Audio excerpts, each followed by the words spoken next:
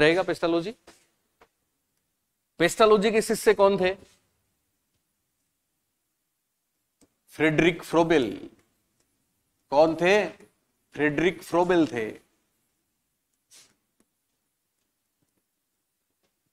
Friedrich Froebel, और ये भी 18वीं शताब्दी बोलेंगे हम।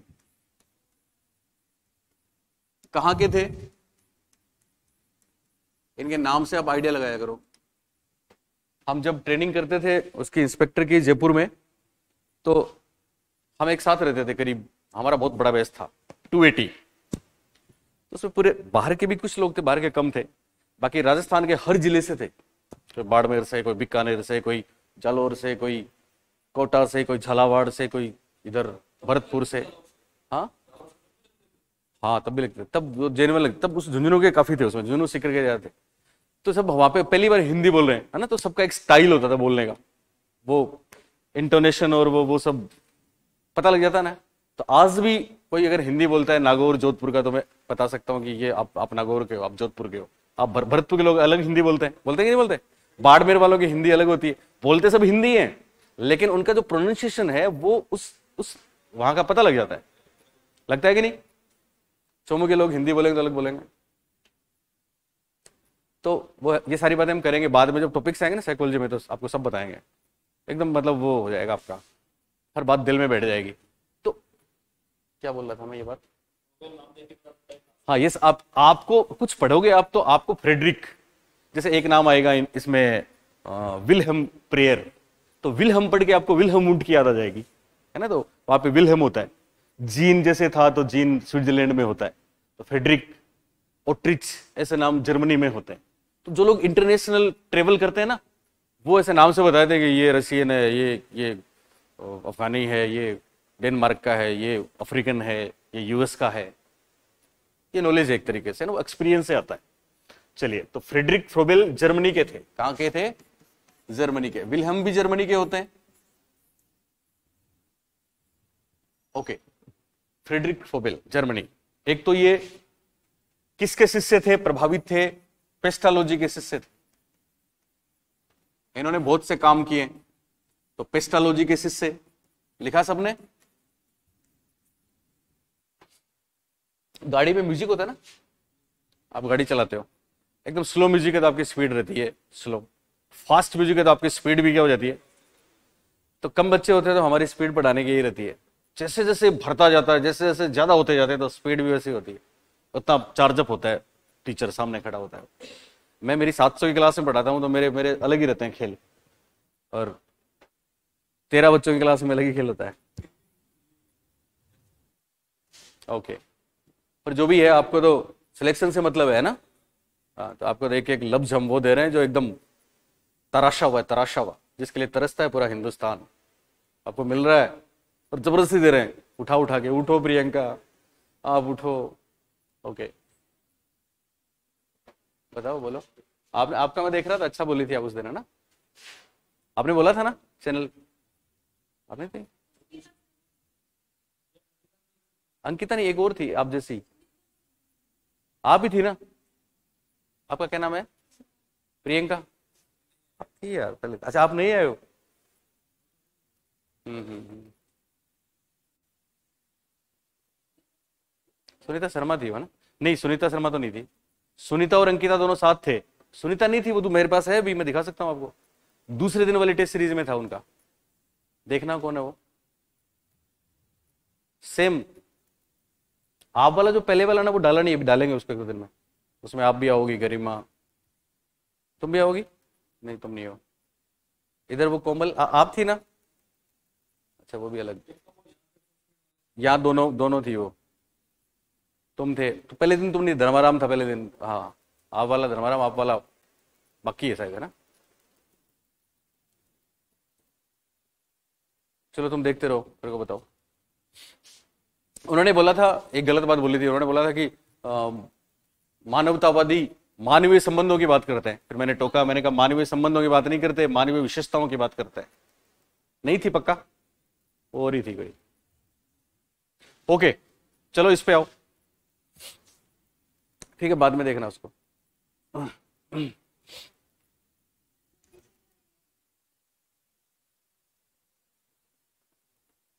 किसकी बात कर रहे हैं? पेस्टोलॉजी की? नहीं, ये गुनाह अजीम है। हाँ, पेस्टोलॉजी के शिष्य थे फ्रेडरिक फ्रोबेल, थे ना? पहली बात। दूसरी बात क्या है, लिखो, इन्होंने कौन सी शिक्षा, कौन सी प्रणाली का इजाद किया? तो किंडरगार्टन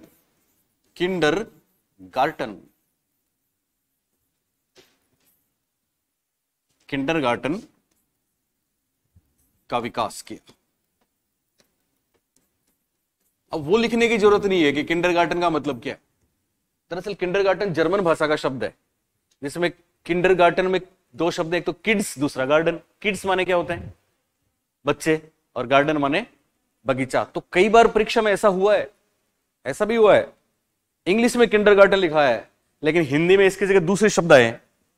पता है क्या है? बालोपद्यान विधि किसने दी? तो बालोपद्यान या बालोपवन विधि किसने दी? तो बालोपद्यान वही है, बोलिए है।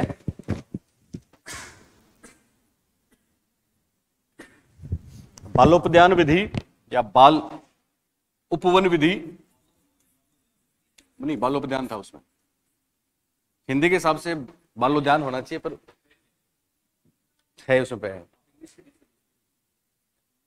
हाँ वैसे हिंदी के हिसाब से बालोद्यान ही आना चाहिए। बाल उपवन भी है, उन्होंने क्या उपवन को और उद्यान को मिला के बालोपद्यान नाम कर दिया, ये चक्कर है। तो बालोपद्यान विधि किसने दी? फ्रोबेल ने। बाल उपवन विधि किसने दी? फ्रोबेल ने। किंडरगार्टन किसने दी? फ्रोबेल ने। और फ्रोबेल किंडरगार्टन विधि में बात करते हैं बच्चों के बगीचे की, बच्चों के बाग की। यहां एक सवाल और बनता है, मारिया मोंटेसरी अपने स्कूल को नाम देती है चाइल्ड्स हाउस। क्या बोलती है? चाइल्ड हाउस, बच्चों का घर। क्या बोलती है? बच्चों का घर। और ये बोलते हैं स्कूल को बच्चों का बगीचा। ये खास बात है। तो यहां पे ये भी लिख सकते हो आप, लिखना ही है, लिख सकते हो नहीं, बच्चों का उद्यान। उद्यान बगीचा एक ही बात होती है, पता है ना आपको? तो बच्चों का उद्यान। एक इन्होंने क्या किया, पहली बार इन्होंने प्लेवे मेथड का उपयोग किया। तो खेल विधि के जनक, ये खेल विधि के क्या हैं? जनक हैं। हालांकि यहां पे एक सवाल और आता है, खेल विधि के आधुनिक जनक कौन है? कुक है ना, तो आधुनिक कुक है। हाँ, हेनरी कोल्डवेल कुक है आधुनिक।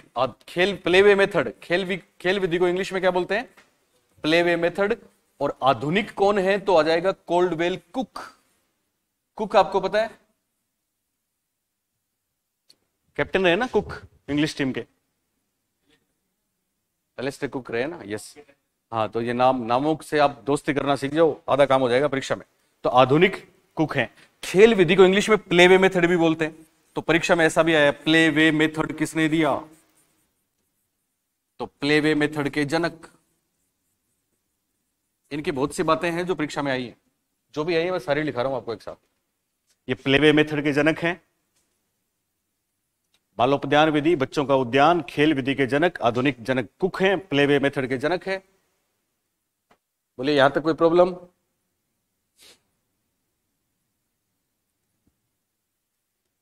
ये लिख लिया सबने? लिखा कि नहीं? चलिए आगे चलूं। इनके बारे में एक बात और है, इनकी जो किंडरगार्टन विधि है, आप सुन रहे हो ना मेरी बात, वो 3 चीजों पे आधारित है। ये भी पूछा गया परीक्षा, बताओ किंडरगार्टन कौन सी 3 बातों पर आधारित है? Play, songs and gifts. 3 चीजों पे आधारित है। इनका प्रसिद्ध सॉन्ग आपने नहीं सुना, हम्पटी डम्पटी सेट होने वाल? तो हम्पटी डम्पटी, एक जैक एंड जिल सुना है? कभी आप जयपुर जाना, जयपुर में आप जाओगे तो शहर में आपको कई स्कूलें मिलेंगी, Jack and Jill school, Jack and Jill school. तो वो किंडरगार्टन की देन है। एलकेजी यूकेजी जानते हो ना सब लोग? एलकेजी का पूरा नाम लोअर किंडरगार्टन, यूकेजी अपर किंडरगार्टन। तो ये भी महत्वपूर्ण है। क्या है वो बात? इनकी जो शिक्षा प्रणाली थी किंडरगार्टन, ये पूछा गया परीक्षा में, याद रखना। इवन कितने गिफ्ट है ये भी पूछा गया। किंडरगार्टन, हाँ, खेल, गीत एवं गिफ्ट को क्या बोलेंगे? उपहार पर आधारित।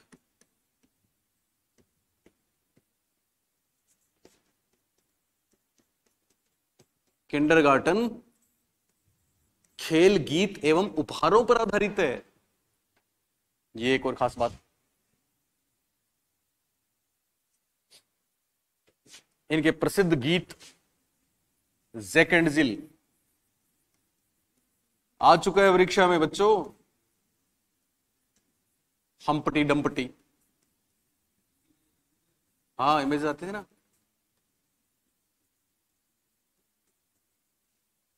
प्रशांत तेरे साथ मजा आ रहा है मेरे को क्लास में, बस बाकी भी आ रहा है पर इतना नहीं आ रहा। हम्पटी डम्पटी। अच्छा, हमारी क्लास में ऐसे ही रिएक्शंस होते हैं। 500 बच्चे बैठते हैं तो भी पीछे से कोई बोला सर ये, हाँ यस, ये बात करते हैं। हम्पटी डम्पटी दोनों लिखना है, जैक एंड जिल, हम्पटी डम्पटी। और एक और बात, इन्होंने एक बुक लिखी है जो बहुत प्रसिद्ध है, परीक्षा में आई है। उसका नाम है एजुकेशन ऑफ मैन। इनकी एक बुक है, एक ही बुक, एजुकेशन ऑफ मैन। इसको हिंदी में करने की कोई जरूरत नहीं है, करेंगे भी नहीं। आदमी की शिक्षा ऐसा कुछ नहीं होगा, ठीक है। Education of man. तो इतनी बातें बच्चों हमको ध्यान रखनी है। किसके बारे में? फ्रेडरिक फ्रोबेल के बारे में।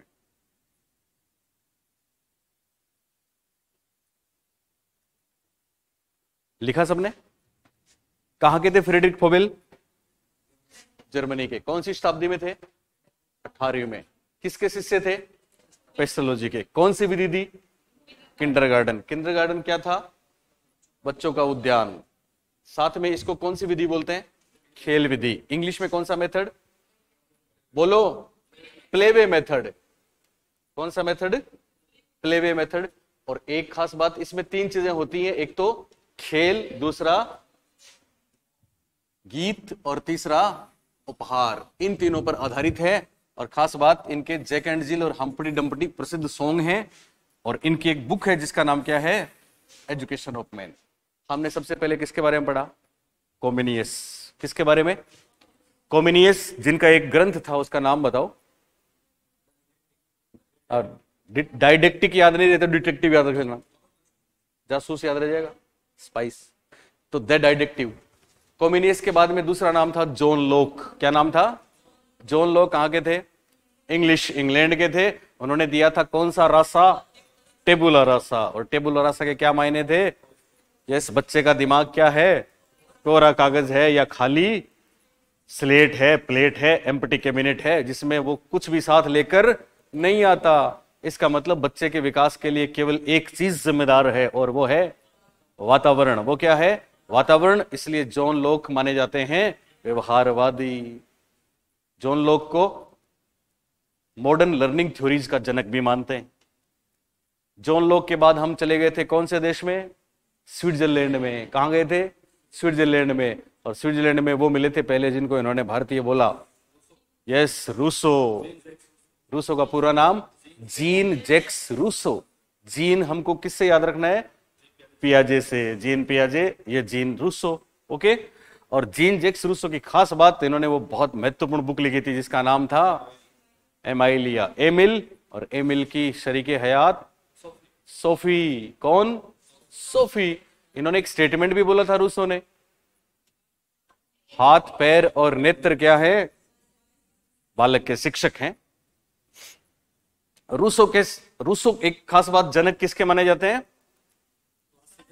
क्लासिकल, याद रखना, क्लासिकल डेवलपमेंट साइकोलॉजी के फादर हैं। किसके फादर हैं? क्लासिकल डेवलपमेंट साइकोलॉजी के फादर हैं। और रूसो के चेले थे पेस्टालोजी। वो भी कौन से देश के थे? स्विट्जरलैंड के थे। वो चेले थे। इस बात से पता लगता है कि इन्होंने अपने बच्चे का नाम भी क्या रखा? Jean Jacques Pestalozzi. और पेस्टालोजी उदार दिल वाले थे, इसलिए दिल की बात आ गई तो हार्ट की बात आ गई। हार्ट के साथ 2 H और जुड़ गए, एक तो हेड, दूसरा हार्ट, तीसरा हैंड, और ये कहलाता है 3H। तो 3H किसने दिया? पेस्टालोजी ने दिया। पेस्टालोजी के पास जर्मनी से चल के कौन आए? फ्रोबेल आए। कौन आए? फ्रोबेल जिन्होंने कौन सा गार्टन दिया, किंडरगार्टन दिया, पर इन्होंने एक बुक भी लिखी थी, और बुक का नाम एजुकेशन ऑफ मैन। क्या था बुक का नाम? Education of man. चले आगे, फ्रोबेल के बाद फिर अगला नाम, नंबर लिख रहे हो आप, कितने नंबर हो गए? 6 हो गए, 5 हो गए, 6 नंबर। फ्रोबेल के बाद फिर छठा नंबर आएगा अपना। फ्रोबेल के बाद हम किसको लेंगे? फ्रोबेल के बाद हम लेंगे ओके, 6 नंबर पे इनका नाम है विल्हेम। विल्हेम कहते याद आती है ना विल्हेम वुंट की, ये है विल्हेम प्रेयर। आपको पता है 3rd ग्रेड से लेके 1st ग्रेड तक इनकी बुक का नाम आ चुका है। विल्हेम वुंट जहां के थे वहीं के ये हैं। कहां के? 1892, तो 19वीं शताब्दी। वो दोनों 18वीं शताब्दी में थे, पेस्टोलॉजी भी 18वीं में थे, ये 19वीं शताब्दी में आएंगे। और ये भी जर्मनी से, फ्रोबेल के देश से। कौन से देश से हैं ये? फ्रोबेल के देश जर्मनी से। और इनकी खास बात, इन्होंने क्या किया था, इन्होंने इनके जब बच्चा, सुन रहे हो ना आप, खुद का बेटा था, अपने पुत्र, नाम नहीं है, अपने पुत्र के आरंभिक 4 वर्ष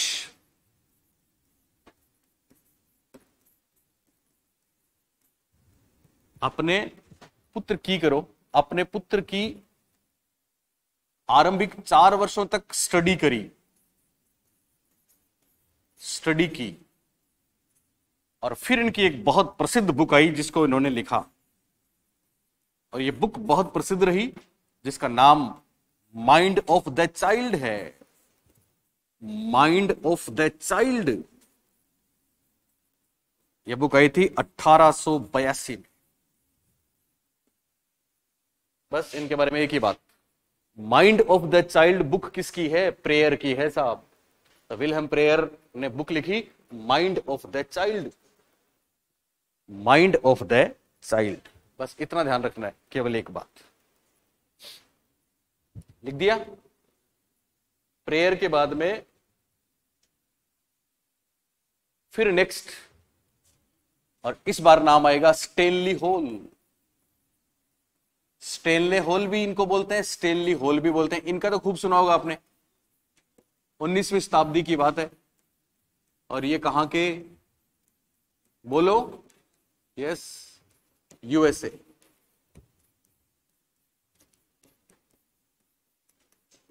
स्टेनली होल यूएसए के थे। इन्होंने कमाल के काम किए, कमाल के।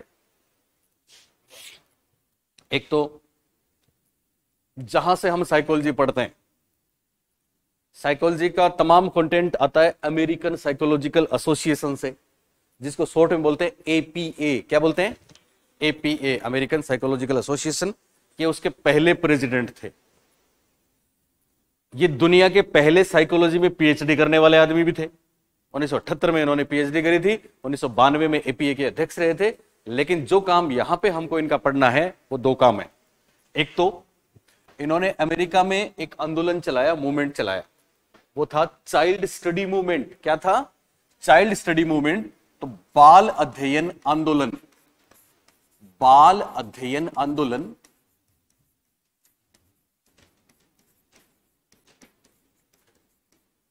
अमेरिका में के लीडर थे, जनक थे। किसके जनक थे? ये इंग्लिश में भी आ सकता है परीक्षा में, ध्यान रखना। चाइल्ड आ चुका है परीक्षा में, ये चाइल्ड स्टडी मूवमेंट बोलते हैं इंग्लिश में। चाइल्ड स्टडी मूवमेंट जो चला था उसके लीडर थे। और खास बात, ये दूसरी बात भी आई है, यानी एक्चुअली क्या था, इन्होंने पहली बार ये महसूस किया कि सब छोटे बच्चों के भी मन होता है। पहले तो मानते नहीं थे लोग बाग इस बात को, है ना। पियाजे ने तो बहुत कमाल की बात है। पियाजे से पहले तो लोग कहते थे कि छोटे बच्चे मिनी एडल्ट होते हैं। मिनी एडल्ट मतलब बड़ों की तुलना में कम सोचते हैं, बड़ों में जो चीजें हैं वैसी उनमें है, पर बड़ों में ज्यादा है, छोटों में कम है। जैसे जैसे बड़े होते हैं उनमें भी आती है। पियाजे ने कहा ऐसा नहीं है, बच्चे मिनी एडल्ट थोड़ी हैं।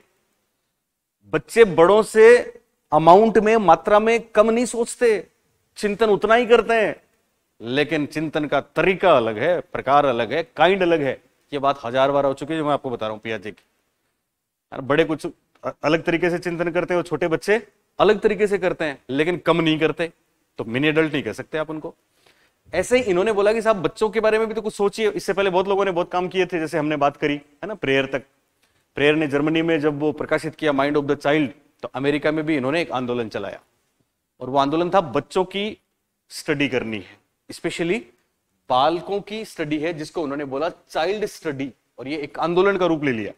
इसमें इन्होंने क्या किया पता है, इन्होंने क्वेश्चनेयर के माध्यम, क्वेश्चनेयर समझते हो, क्वेश्चनेयर बोलते हैं प्रश्नावली को, यस, इन्होंने प्रश्नावलियां भेजी। जैसे अपने आंदोलन चलता ना, जनगणना होती है जैसे, तो हर घर में जनगणना की प्रश्नावली जाती है ना, टीचर्स आते हैं, आप पूछते हो, हर स्कूल में जाती है। तो ऐसे आंदोलन, जैसे बिने का आंदोलन चला था फ्रांस में 1905 में कि साहब बुद्धि परीक्षण, तो जगह जगह हर घर में भेजा ना उन्होंने, 3 वर्ष के बच्चों को ये जवाब देने, 4 वर्ष को ये देने, 5 वर्ष को ये देने। ऐसे ही इन्होंने हर जगह अमेरिका में, हर स्कूल में, वहां पे अनाथालय बहुत होते हैं, उनमें, पब्लिक प्लेसेस पे, रेलवे स्टेशन पे, एयरपोर्ट पे, सब जगह उन्होंने प्रश्नावलियां भेजी कि बच्चों से भरवाओ ये पेपर। तो एक आंदोलन बन गया साहब, जैसे अपने यहाँ आंदोलन चला है स्वच्छ भारत मिशन, आंदोलन चल गया, स्वच्छ भारत मिशन बना ना, तो वैसे ही आंदोलन चला है, तो बहुत प्रसिद्ध हुआ ये। इसमें उन्होंने जिस टेक्निक का इस्तेमाल किया वो है प्रश्नावली। ये परीक्षा में प्रश्न आ चुका है। प्रश्नावली के जनक कौन है, तो हमको बोलना है वुडवर्थ। क्या बोलना है? वुडवर्थ। प्रश्नोत्तर विधि के जनक कौन है, तो हमको बोलना है सुकरात। लेकिन बालकों के अध्ययन के लिए पहली बार जिन्होंने प्रश्नावली का प्रयोग किया वो कौन है? यस, वो स्टैनली हॉल है। तो ये बात भी लिखनी है 2 नंबर पे आपको। बाल अध्ययन में, यानी बच्चों की जो स्टडी थी, अध्ययन में सर्वप्रथम प्रश्नावली का प्रयोग, बाल अध्ययन में सर्वप्रथम किसका प्रयोग? प्रश्नावली का प्रयोग। प्रश्नावली को इंग्लिश में बोलते हैं क्वेश्चनेयर, क्वेश्चनरी भी कह सकते हैं।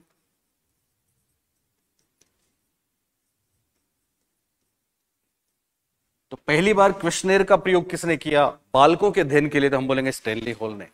और एक इन्होंने 2 चीजें हुई। एक तो ये बाल आंदोलन के जनक इसलिए माने गए कि 1883 में इनकी एक बुक आई थी जिसका नाम है, इस कारण से इनको चाइल्ड स्टडी का जनक बता दिया गया। और ये बुक थी इनकी कंटेंट्स, ऐसे लिख लो आप, contents of the contents of children's mind, यानी बच्चों के दिमाग में क्या भरा है। ये बुक आई थी उसके ठीक 1 साल बाद, प्रेयर वाली के 1883 में। The contents of children's mind, ध्यान रखना, आ चुका है परीक्षा में। The contents of children's mind Stanley Hall की बुक है जो 1883 में आई थी। और एक सबसे महत्वपूर्ण काम इनका बाकी है,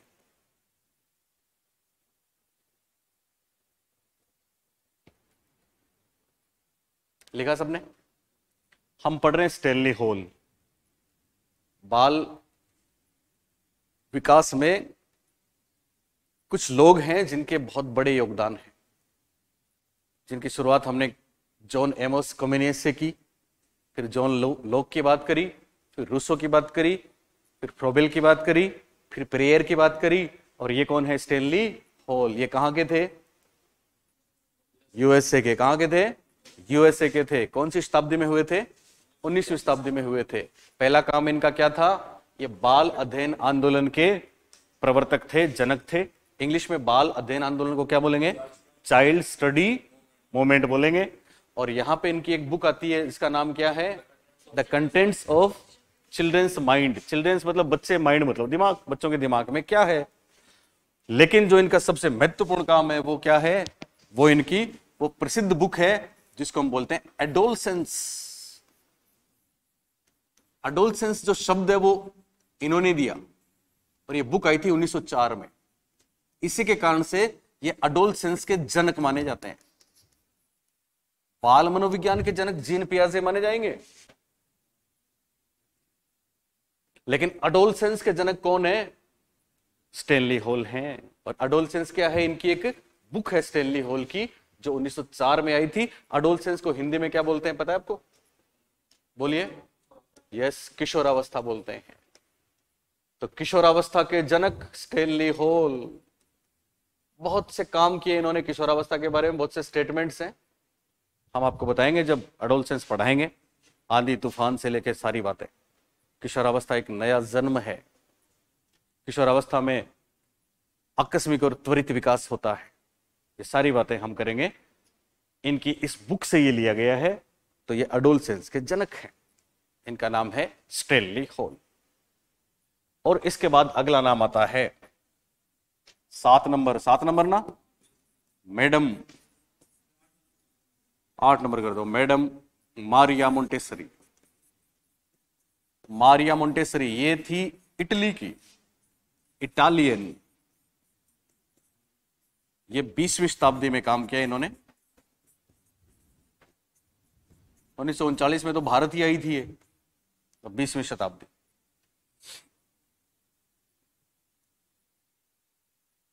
इन्होंने क्या किया?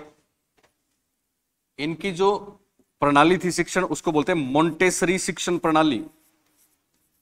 मोंटेसरी शिक्षण प्रणाली ये दिया। मोंटेसरी शिक्षण प्रणाली दी इन्होंने। मोंटेसरी शिक्षण प्रणाली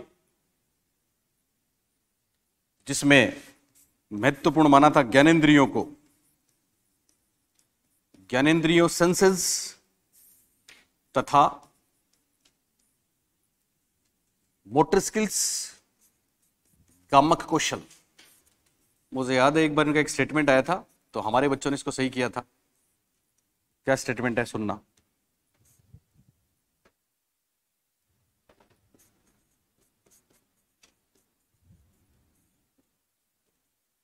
इन्होंने बोला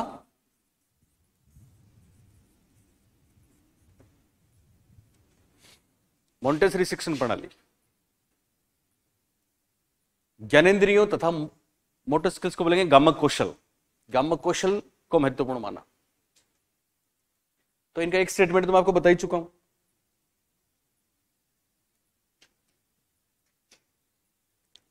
सुन रहे हो ना? मोंटेसरी के बारे में दोनों बातें लिख ली। पहली इन्होंने कौन सी शिक्षण प्रणाली दी? मोंटेसरी शिक्षण प्रणाली ये कहां की थी? इटली की थी। और कौन सी दो चीजों को महत्वपूर्ण माना? एक तो ज्ञानेंद्रियों को और दूसरा गामक कौशल। एक्चुअली इन्होंने जब स्कूल स्टार्ट किया अपना, बाद में तो वो कितना कमाल का था, अभी हमने बात की ना, चेल्सी क्लिंटन जैसे इनकी स्टूडेंट रही हैं। लेकिन आप सुन रहे हो कि नहीं? जब इन्होंने स्कूल स्टार्ट किया तो वो मंदबुद्धि बच्चों के लिए किया था। किसके लिए किया था? मंदबुद्धि बच्चों के लिए किया था। और इन्होंने एक बात बोली थी। बात ये बोली थी कि गत्यात्मक कुशलता बौद्धिक कुशलता का आधार है। गत्यात्मक कुशलता यानी डायनेमिक स्किल्स इंटेलेक्चुअल स्किल्स को बढ़ाते हैं। आप मेरे को बताओ इसका मतलब क्या होता है? निर्मा आप बताओ। गत्यात्मक कुशलता बौद्धिक कुशलता का आधार है, इसका क्या मतलब है?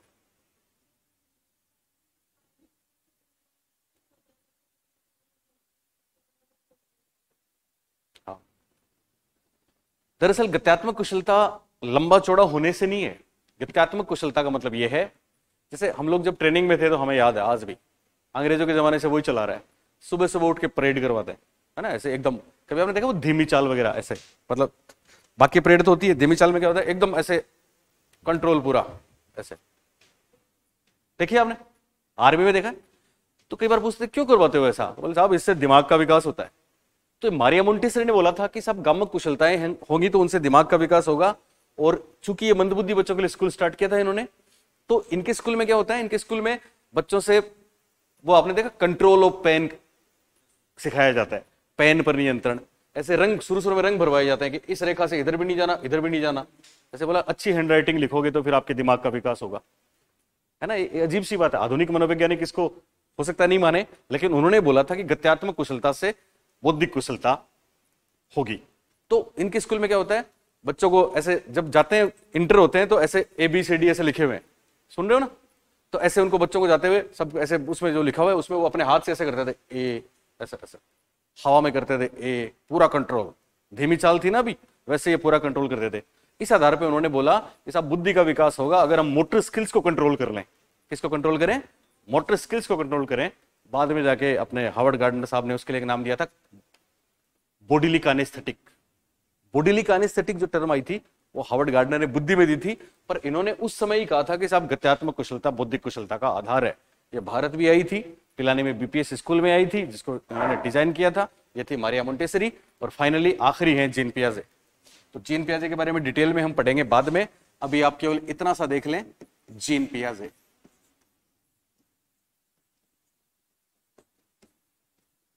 बहुत जबरदस्त आदमी। पता है जीन पियाजे के बारे में? स्विस साइकोलॉजिस्ट थे, स्विट्जरलैंड के। 1980 में हमें छोड़ के गए थे, 1980 तक हमारे साथ थे जीन पियाजे। तो एक तो जीन पियाजे ने पहला काम वही किया था साहब, अपने बच्चों पर प्रयोग किए थे। किस पर प्रयोग किए? अपने ही बच्चों पर प्रयोगात्मक परीक्षण किए।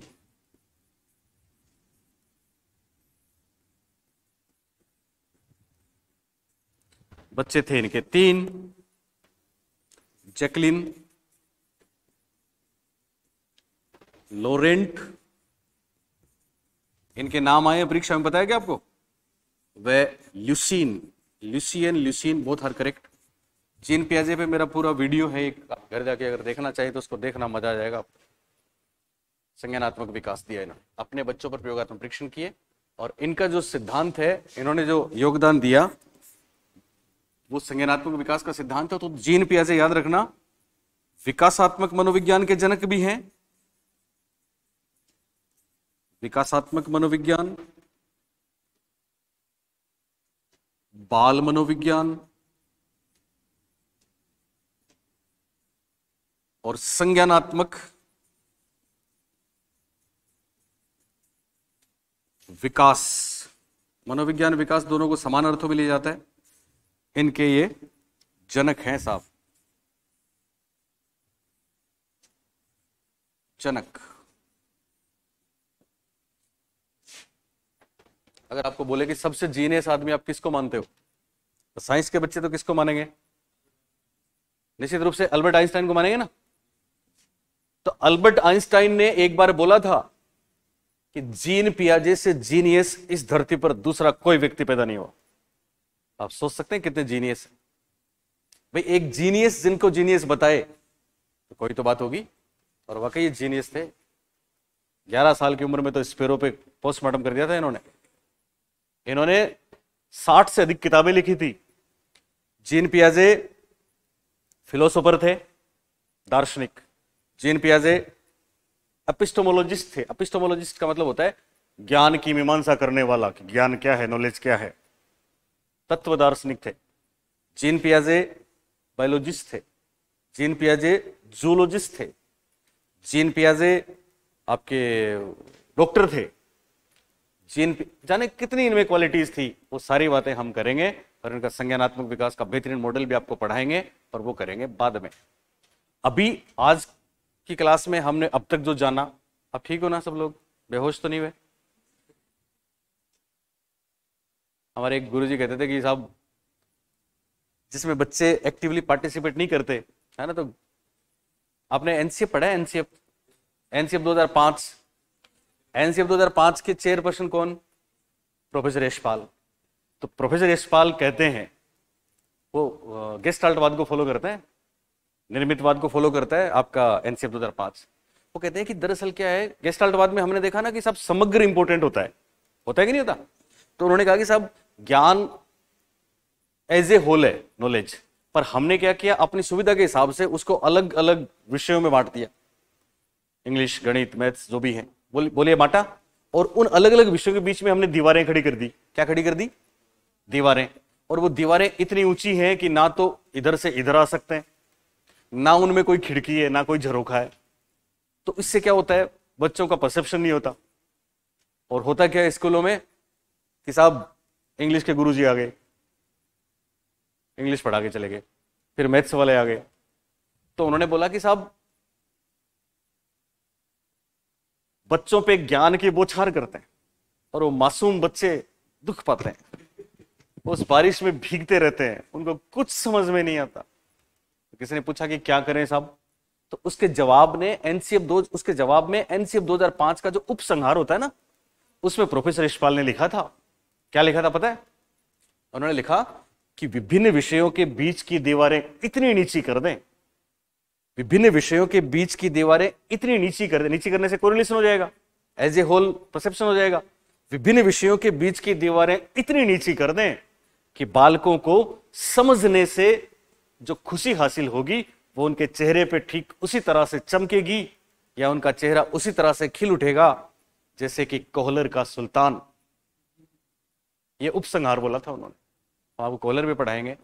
तो वो एक उनका और शानदार था कि पता है क्या था, मैं मेरे स्कूल में था, मैं आपको बताऊं, और मेरे पास एक आदेश आया, मानव संसाधन विकास मंत्रालय था तब, प्रकाश जावड़ेकर केंद्र में मंत्री थे, तो उनके आदेश से एक फिर राजस्थान में निदेशालय में आया, और निदेशालय में हर स्कूल में आदेश भेजा। जैसे आपको पता है अभी हमारे स्कूल में क्या चल रहा है, आप जिस गांव के हो, आपकी पंचायत में क्या क्या चल रहा है, शहरी ग्रामीण ओलंपिक 2023 चल रहे हैं ना, कितनी टी शर्ट आई है, गहलोत साहब का इधर लिखा हुआ है ना, तो हमारे स्कूल में भी 800 टी शर्ट आई है। तो कल मैं इसलिए नहीं आ पाया कि वो पूरे गाँव के बड़े लोग 50 साल 60 साल के महिलाएं पुरुष सब थे, स्कूल वाले बच्चे भी थे, तो फुटबॉल रस्साकसी वॉलीबॉल क्रिकेट सब चल रहा था, तो कल हम अभी क्लास भी नहीं ले पाए थे इस चक्कर में। आज तो छुट्टी है, सुन रहे हो ना मेरी बात? तो ऐसा होता है, तो सब पूरा प्रशासन लगा हुआ है, सब स्कूल के सब लगे हुए, स्कूल ही आयोजन कर रही है उसका, हम लोग ही आयोजन कर रहे हैं हमारी पंचायत में जो है। तो आपके गांव में भी आप जाओ तो आपका नाम हो सकता है, उन्होंने लिख दिया हो, क्योंकि रजिस्ट्रेशन सबके लिखे हैं उन्होंने, चाहे आपने स्वीकृति दी कि नहीं दी, तो आप उनको फोन करके आपके स्कूल के प्रिंसिपल को बोलना कि मेरी टी शर्ट भिजवाओ, तो तुरंत भिजवा देंगे आपके, है ना, आपके पास टी शर्ट आ जाएगी, अच्छी टी शर्ट है वो। तो ऐसे चलता है। तो मैं मेरी स्कूल में था, नागौर में था, कुचामन के पास, तो मेरे पास एक आदेश आया, हालांकि मैं तो उससे पहले बच्चों को पढ़ा चुका था, और जाने कितने ऐसे टीचर लगे हुए थे जो मेरी इस बात को जानते थे, क्योंकि एनसीएफ में तब से पढ़ा रहा था जब से, अभी एनसीएफ 2022 आपका 23-24 जो आने वाला है उसको पढ़ा रहे हैं सब लोग, एनईपी 2020 पढ़ा ही रहे हैं, हम पढ़ा रहे हैं ना, तो वो तो जानते थे। लेकिन जब स्कूल में आदेश आया तो सब लोग बोले यार ये क्या आदेश है, और बाकायदा उसमें लिखा था कि स्कूल संस्था प्रधान अपने सभी टीचर्स को इकट्ठा करेंगे, सभी बच्चों को सामने बैठाएंगे, और कल पुलिस वाले भी लगभग हर स्कूल में कॉलेज में गए थे, आपने देखा होगा फोटो, कि सब साइबर क्राइम के बारे में सबको बता रहे हैं, बच्चों ध्यान रखना, मोबाइल ऐसे करें, मोबाइल का यूज नहीं करें, कोई लिंक आए तो उसको ऐसा नहीं करें। कई जगह ऐसा हुआ था ना, स्कूलों में हुआ है, आपके घर में कोई टीचर है, मम्मी वगैरह, पूछना उनसे, ऐसा हुआ है। तो जब भी कोई ऐसी बात होती है तो बच्चे सहम जाते हैं, बच्चों के पास सबके पास सूचना गई कि आज एक खास बात है, सबको असेंबली में जाना है, इकट्ठा होना है ना, एक आदेश आ रहा है और उसको सबका पालन करना है। तो बच्चे डर गए, पता नहीं क्या आदेश आ रहा है, क्योंकि छुट्टी होती है तो आदेश तो वैसे क्लास में देते हैं। तो सब बच्चे आके बैठ गए एकदम चुपचाप, सब टीचर्स बैठ गए, सबका आना जरूरी था, उसकी वीडियोग्राफी होनी है, भेजना है कि हर संस्था प्रधान ने यह आदेश बच्चों को सुनाया कि नहीं सुनाया, और शिक्षकों को सुनाया कि नहीं सुनाया। सब लोग बैठे थे, आदेश पढ़ना था। पता है क्या आदेश था? वो आदेश था केंद्रीय मानव संसाधन विकास मंत्री का, कि इसका अक्षर से पालन होना चाहिए, और वो एनसीएफ 2005 के प्रोफेसर यशपाल ने लिखा था। आदेश क्या था सुनना, कि बच्चों, अब कैसा लगेगा कि हेडमास्टर प्रिंसिपल बोलेगा कि बच्चों आज के बाद आपको ये करना है, टीचर्स को आज के बाद ये करना है, ओके साहब करेंगे। आदेश सुनाया, बच्चों कभी धूप में निकलो, बच्चों कभी धूप में निकलो, कभी बारिश में नहाकर तो देखो, जिंदगी क्या है किताबों को हटाकर तो देखो। दरअसल ये आदेश था एनसीएफ 2005 का। मेरी बात आपको समझ आ रही है? यानी एनसीएफ 2005 किताबों को हटा के बच्चों को जिंदगी से जोड़ता है। तो ये बातें अक्सर होती रहती हैं, इनोवेटिव। और ये हमने जितने लोग पढ़े, ये भी कहीं ना कहीं ये कहते थे साहब हाथ पैर और नेत्र बच्चे के शिक्षक हैं। मतलब बच्चों को अगर ये बातें समझ में हम बता दें, उनको पता लग जाए कि तुम्हारे अंदर ही सब कुछ है, तो फिर पढ़ाई कितनी शानदार होगी। बोलिए होगी कि नहीं होगी? इसके विपरीत जब जैसे पेस्टालॉजी की मैं बात कर रहा था, पेस्टालॉजी जब वहां पे स्विट्जरलैंड में उनका जुनून था, और अनाथ बच्चों को लेके आते थे, स्कूल बनाते थे, उधार लेते थे। तो एक बार सरकार ने उनको एक स्कूल में अपॉइंट कर दिया कि आप अच्छे टीचर हो, इनोवेशन लाते हो, तो आप एक स्कूल में पढ़ाओ। तो उन्होंने लिखा है कि मैं जब स्कूल गया तो वहां पे स्थिति ये थी कि गुरुजी क्या करते थे, एक हाथ में तो केन होता था उनके, केन का मतलब बहुत बड़ा वो डंडा, केन देखा कि पुलिस वालों के पास, अधिकारियों के पास केन रहता है, तो ऐसा डंडा रहता था, बच्चे सामने बैठे रहते थे, और एक हाथ में इतना मोटा सा ग्रंथ होता था, उस जमाने में वो धार्मिक ग्रंथ होता था, केन होता था। और टीचर कौन होते थे? जो रिटायर्ड आर्मी के आदमी हैं, या किसी ने कोई पशु वसु का बिजनेस किया, उस जमाने में ऐसे बिजनेस होते थे, तो वहां से वो रिटायर हो गए तो उनको टीचर बनाते थे, उनको कुछ नहीं आता था, और वो मासूम बच्चों को उसमें से कुछ भी बोलते थे वो, और बच्चों को वो ऐसे कैसे तोते की तरह रट के सुनाना होता था। अगर कोई नहीं सुना सकता तो उसको वो केन सामने था। तो बच्चे इतना मतलब उनकी जिंदगी बर्बाद थी, तो घर वाले उनको भेजते थे वहां पे। तो उस स्कूल में पेस्टोलॉजी गए तो उन्होंने देखा कि यार ये हालत है। उस जमाने में उन्होंने सोच लिया कि वास्तव में पढ़ाई ये नहीं होती, पढ़ाई तो कोई दूसरी होती है। और तभी हम देख रहे हैं कि कोई तो बच्चों के गार्डन की बात कर रहा है ना। मॉन्टेसरी में एक बात आपको लिखनी थी, जगह है, आप लिखिए वापस। मारिया मोंटेसरी, मोंटेसरी है ना, मोंटेसरी, मोंटेसरी कहां पे है? लास्ट में थी, अच्छा ये रही मारिया मोंटेसरी, है ना। यहां पे एक छोटी सी बात लिख लें, जैसे फ्रोबेल ने क्या बोला था स्कूल को,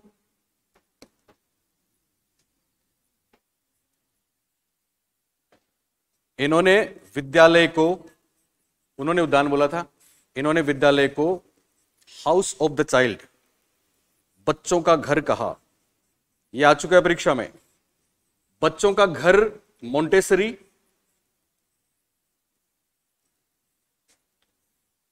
इन्होंने विद्यालय को क्या कहा? बच्चों का घर कहा। और बगीचा तो फ्रोबेल। मेरी बात समझ में आ रही है आपको? तो ये बोरिंग सा लेसन हमने खत्म किया। बोरिंग था क्या? तब बोरिंग भी नहीं था बेटा, तुम बताओ, ठीक था? ठीक, इसमें कुछ वो ऑथेंटिक और बेहतरीन बातें थी जो वर्षों की शोध के बाद सामने आती हैं, है ना।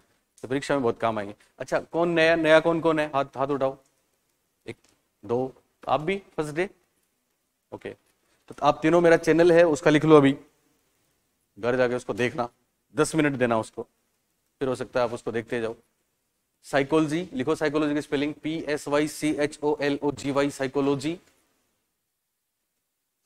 Space Ashok Pareek, ASHOKPAREEK।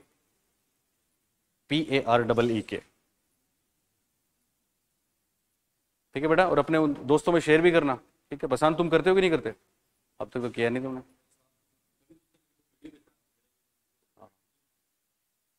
Okay, है ना। अब सुनो, कल मे बी, आज या कल एक दो दिन में मैं, मेरा कोई एडजस्टमेंट हो जाएगा यहाँ का ट्रांसफर का, है ना। तो फिर अपनी क्लासेस मॉर्निंग में करेंगे, जो सारे बच्चे बैठेंगे।